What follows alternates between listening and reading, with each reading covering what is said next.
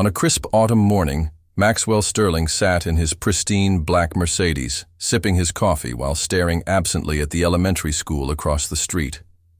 It had been exactly 3 years since his beloved wife Catherine passed away, after a long battle with cancer, leaving him with their beautiful mansion, his thriving business empire, and a hollowness that no amount of money could fill.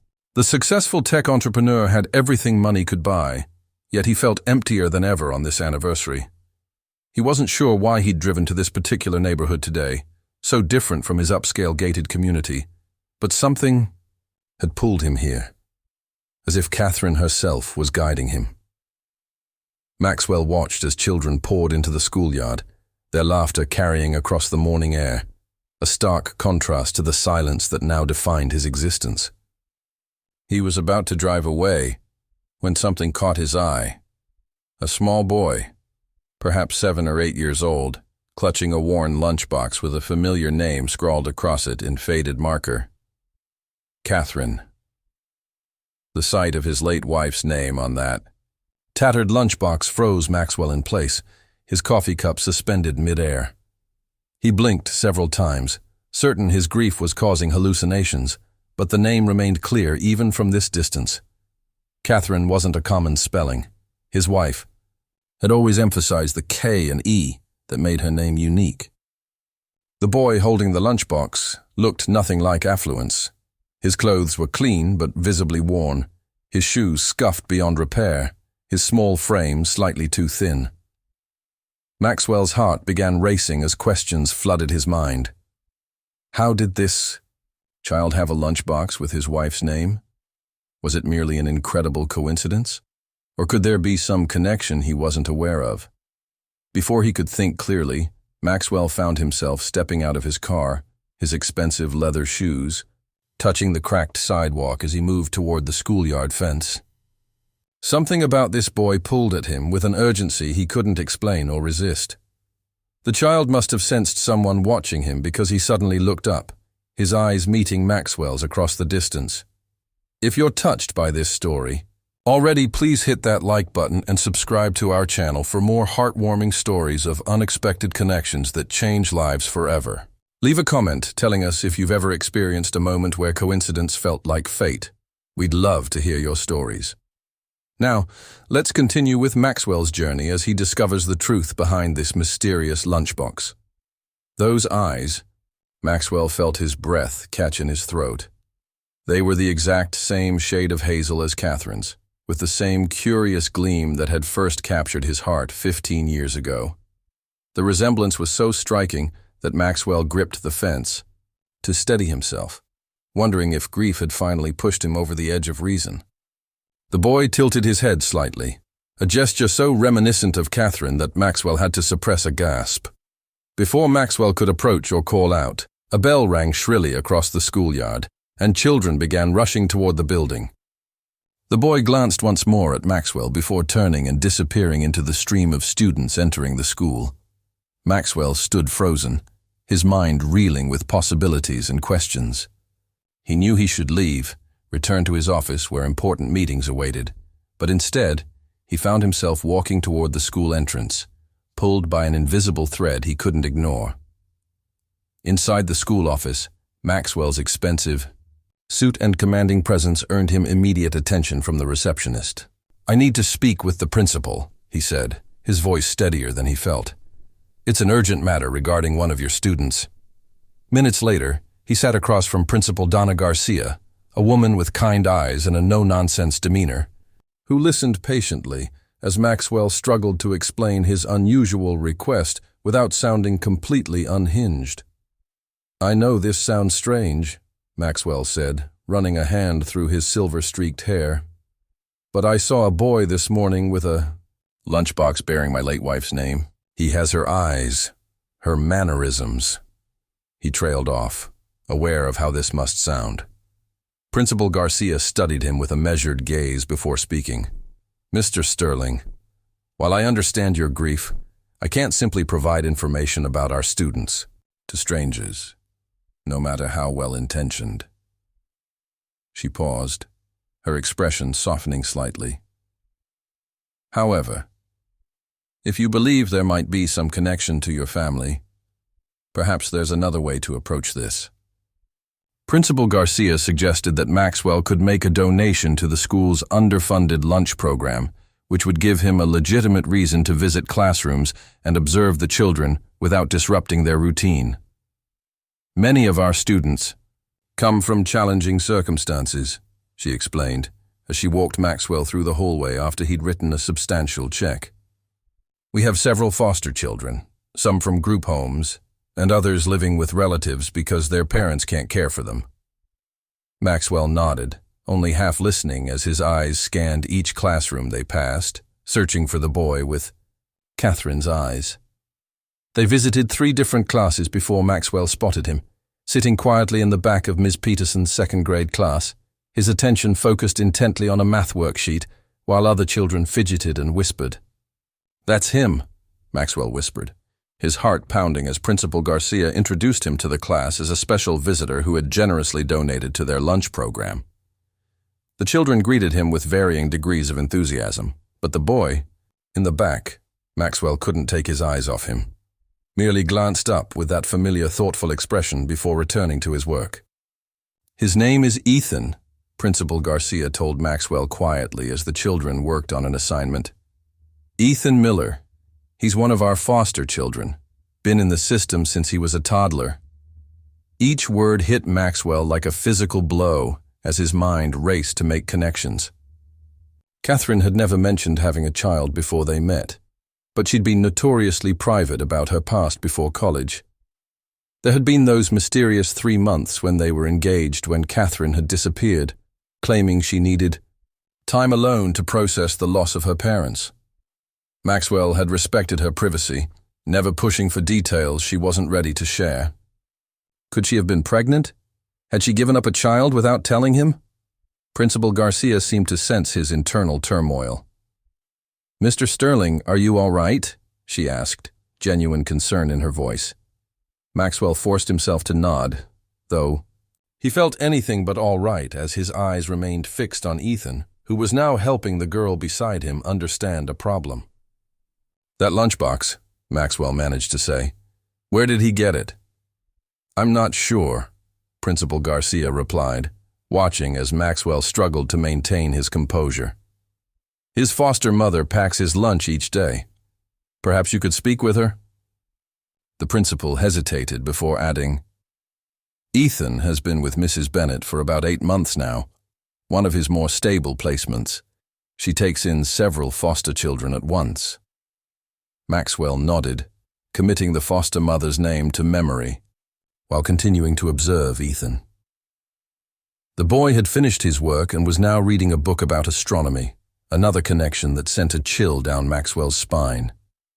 Catherine had been fascinated by the stars, often dragging Maxwell outside on clear nights to identify constellations. As if sensing Maxwell's gaze, Ethan looked up again, this time holding eye contact for several seconds. There was something in that look, not just Catherine's eyes, but a wisdom beyond his years, an old soul quality that Catherine had possessed. Maxwell's hand moved instinctively to his chest, where he kept Catherine's wedding ring on a chain beneath his shirt. "I need to speak with Mrs. Bennett," he said firmly. "Today, if possible." Arrangements were made, and by that afternoon, Maxwell found himself sitting in a modest living room in a small house on the outskirts of town. Mrs. Bennett, a warm, heavy-set woman in her 60s with silver hair and laugh lines etched deeply around her eyes, poured him tea in a chipped mug. "I've been fostering for 30 years, Mr. Sterling," she explained. "And Ethan is one of the most special children I've ever had the privilege to care for." She spoke with genuine affection that immediately put Maxwell at ease. "He came to me with almost nothing, just a backpack of clothes and that old lunchbox he refuses to part with." Maxwell's hands tightened around the mug. "The lunchbox with the name Catherine," he said softly. Mrs. Bennett nodded, her expression curious. "Yes, though I don't think it belonged to his mother.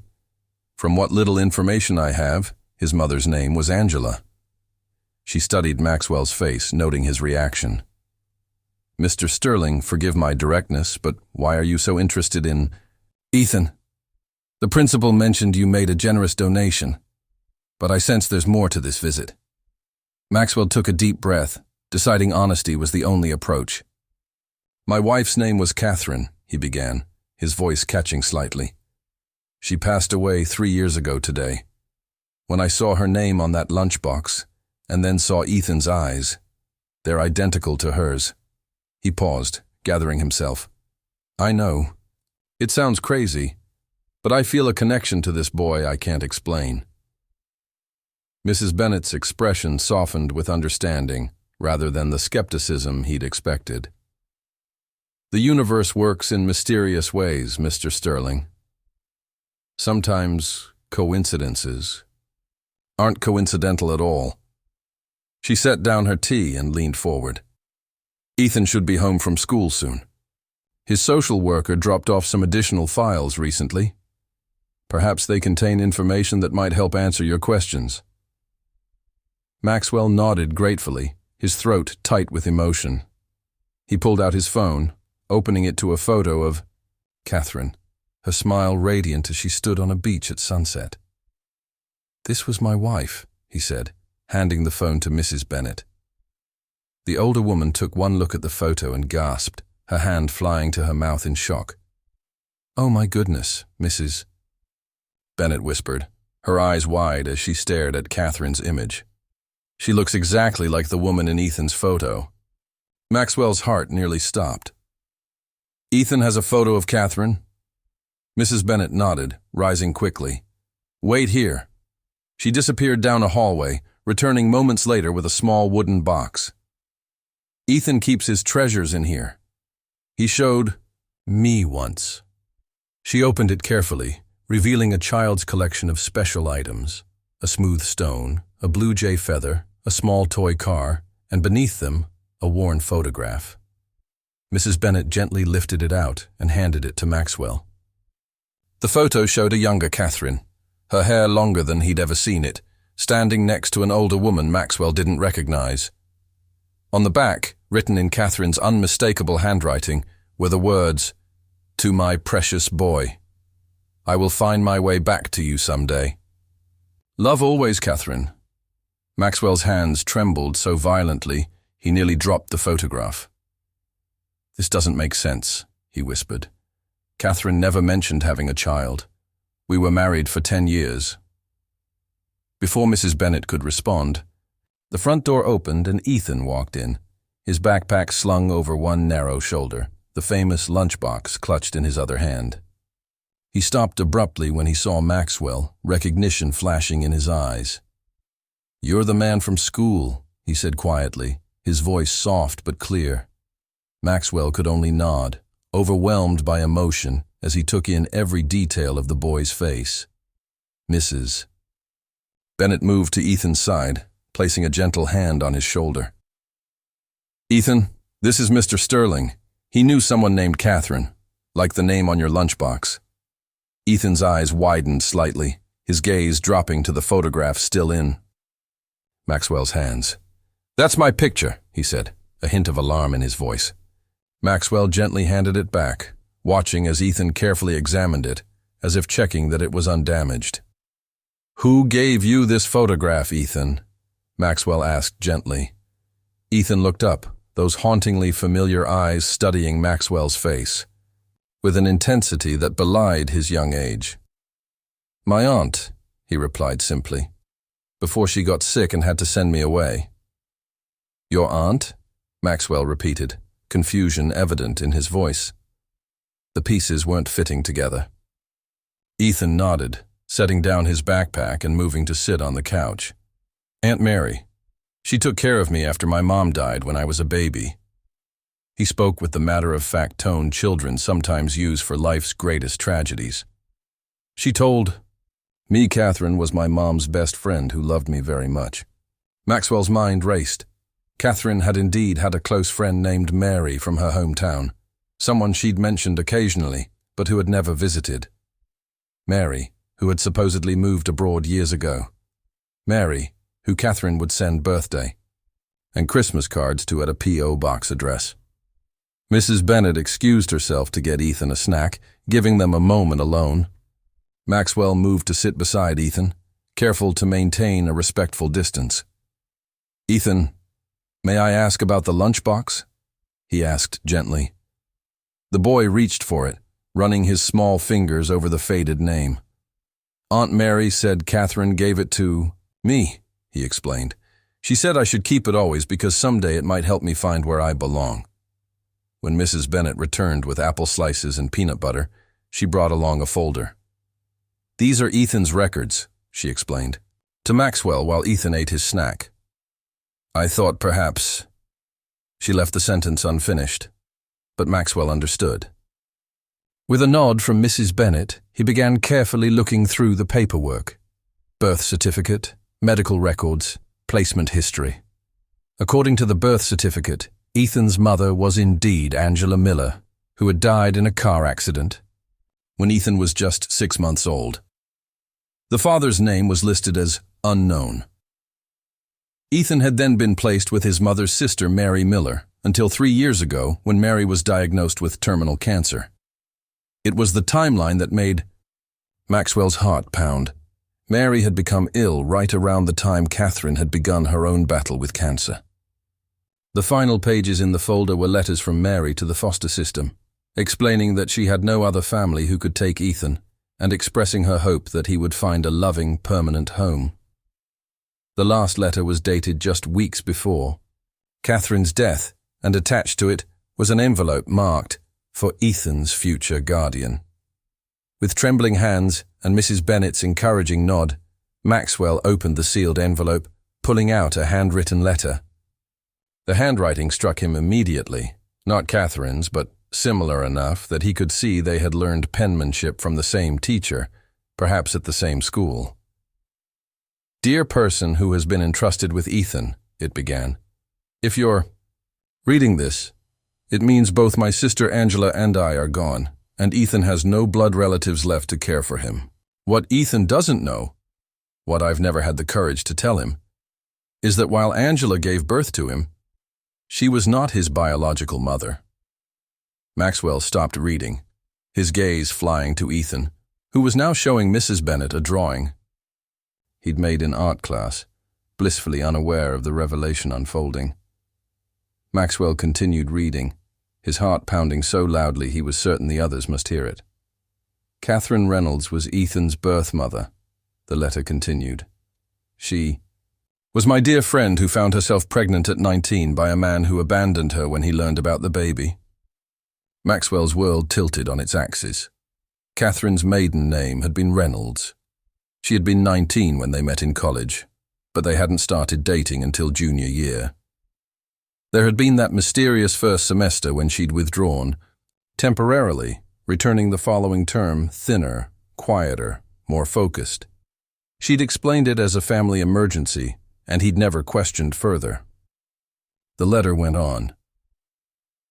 Catherine made the heartbreaking decision to give her baby up for adoption, but couldn't bear the thought of never knowing him. My sister Angela and her husband had been trying for years to have a child, so a private adoption was arranged. Angela promised Catherine she could remain part of Ethan's life as his aunt.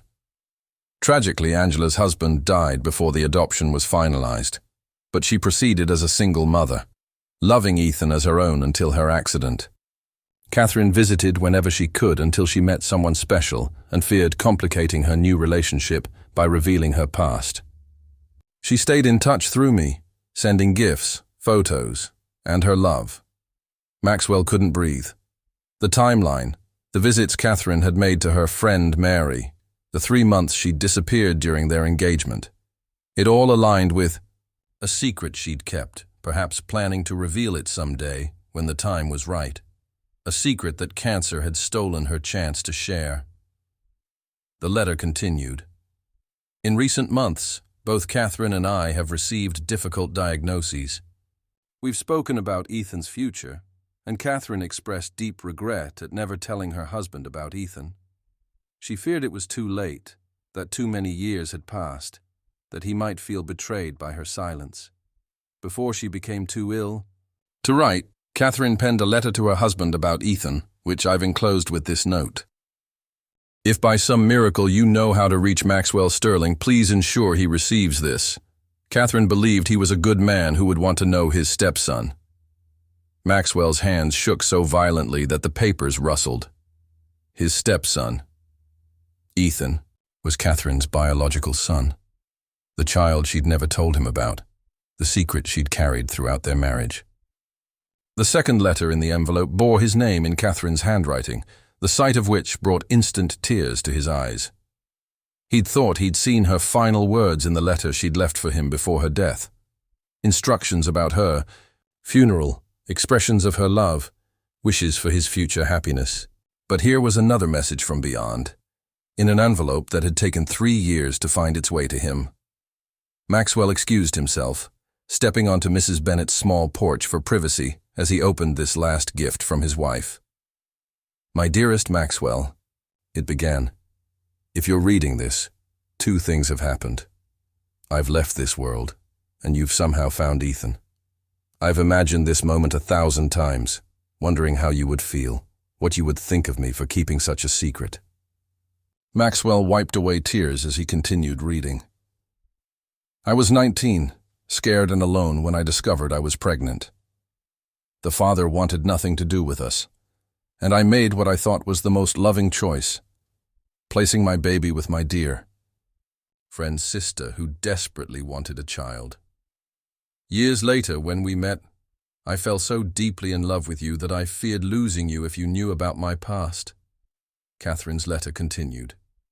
"Each year that passed made it harder to tell the truth, though I thought about Ethan every single day. I told myself I would find the right moment, but then life kept happening. Our careers, our travels, your mother's illness, and finally, my own diagnosis." Maxwell could hear Catherine's voice in every word, could picture her face as she wrote this final confession. "My greatest regret is that I kept you and Ethan from knowing each other.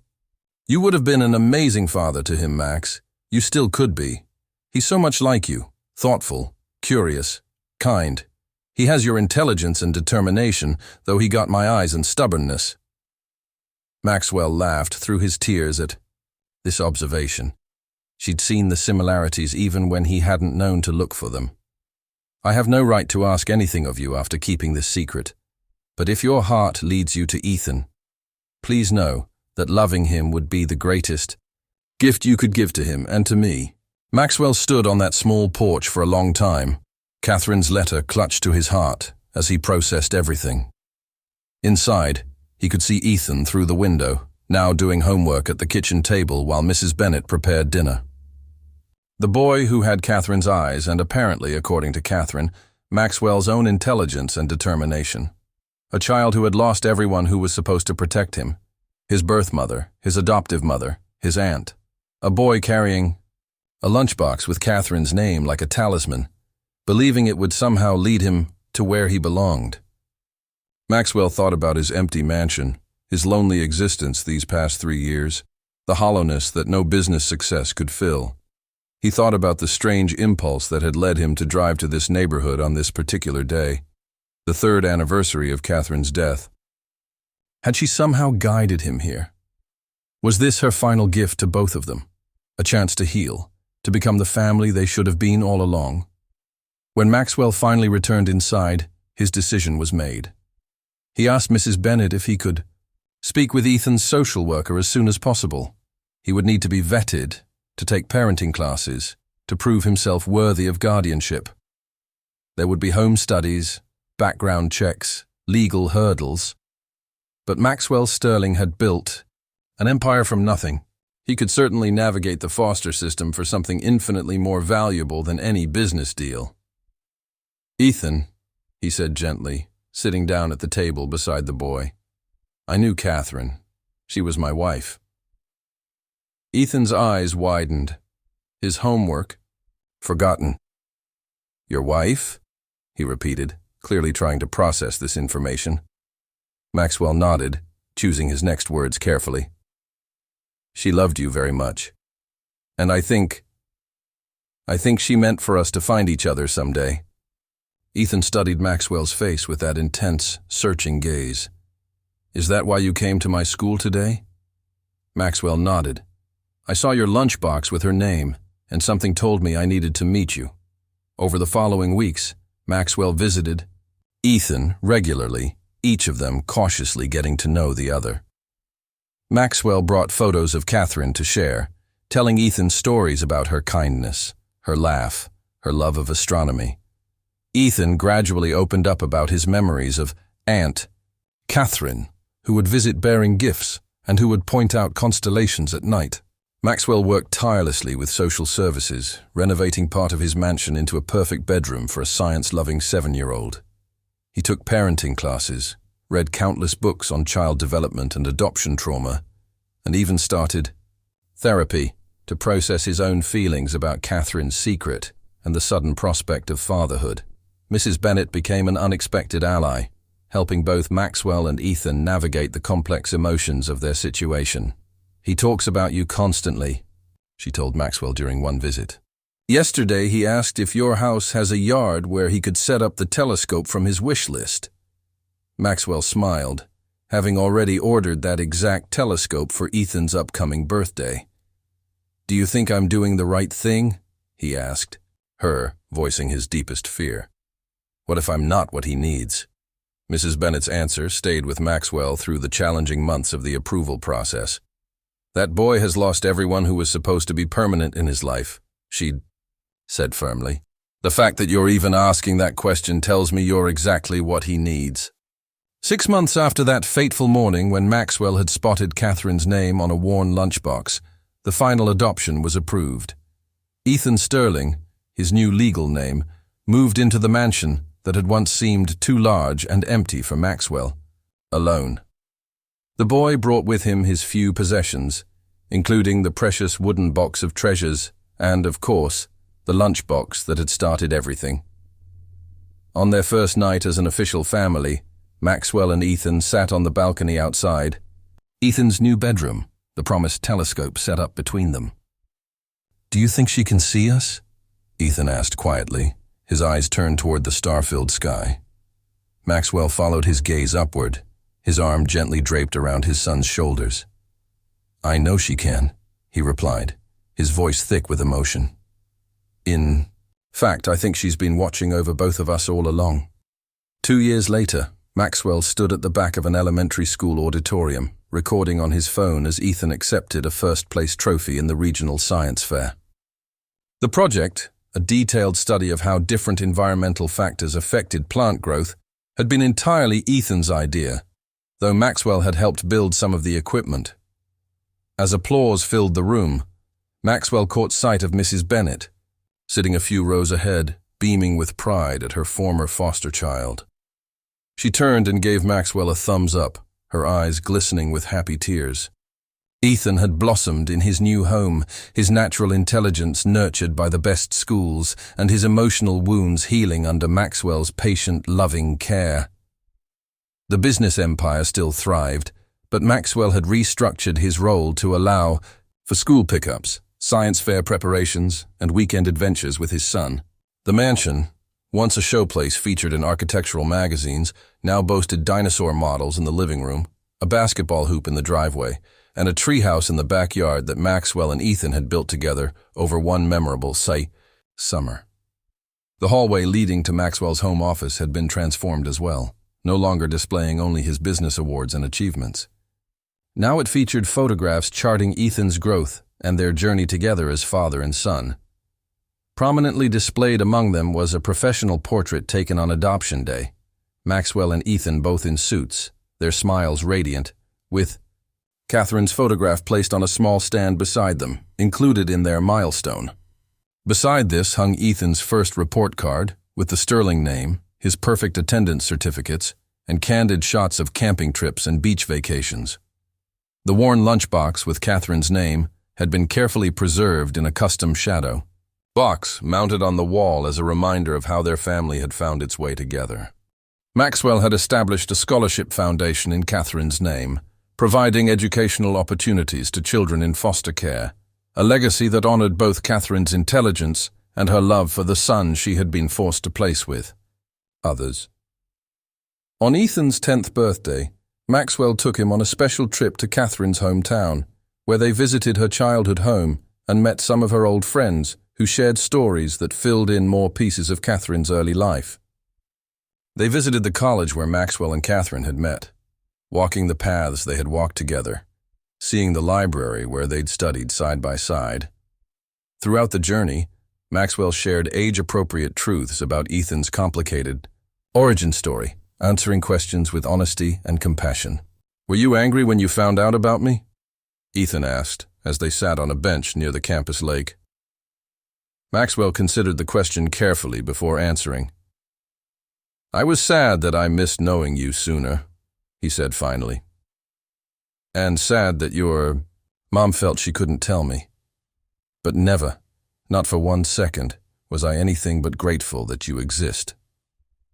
Ethan nodded, processing this in that thoughtful way he had. "I'm glad she wrote that letter," he said, "and I'm glad you found my lunchbox." As Ethan entered his teen years, he became increasingly curious about his biological father. Maxwell supported this natural questioning, helping Ethan understand that his worth wasn't diminished by a man's choice to walk away before even meeting him. "Family is about who loves you, who shows up every day," Maxwell explained during one particularly difficult conversation. "Sometimes that's biological relatives, and sometimes it's people who choose you." They had built their own chosen family. Over the years, Mrs. Bennett, who came for Sunday dinners, Maxwell's sister, who adored her nephew, Catherine's college roommate, who sent birthday cards without fail. On difficult days, when Ethan struggled with questions about identity and belonging that all adopted children face, Maxwell would take out Catherine's letters, reading her words of love and pride to remind Ethan of his mother's enduring connection to him. And on good days, which far outnumbered the challenging ones, they built new memories together. Science experiments in the kitchen, impromptu dance parties in the living room, quiet evenings reading side by side. On the 10th anniversary of Catherine's death, Maxwell and Ethan stood together at her grave, placing fresh flowers beside the headstone. Ethan, now a lanky teenager with Catherine's eyes and Maxwell's height, knelt to arrange the bouquet just so. "Do you think she knew we'd find each other?" he asked, a question he'd posed in different forms throughout the years.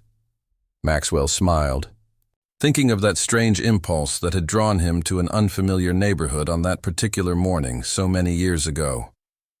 "I believe she made sure of it," he replied, his hand resting on his son's shoulder.